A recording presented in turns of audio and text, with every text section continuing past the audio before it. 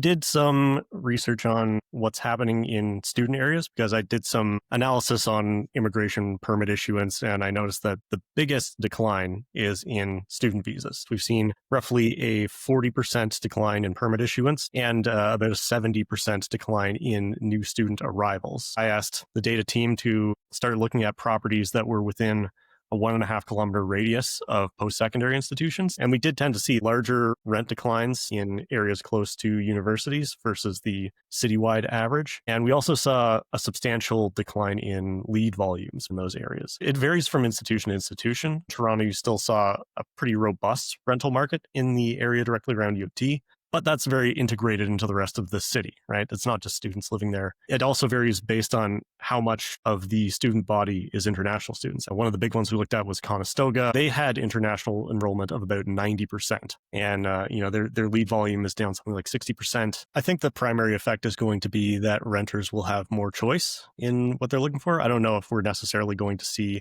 a big price response. It's going to depend on how many permits actually get issued. And normally the majority of student permits are issued in the back half of the year. So that will give us a little more information then, but I don't think that it's going to cause prices to plummet, but there are going to be more properties available.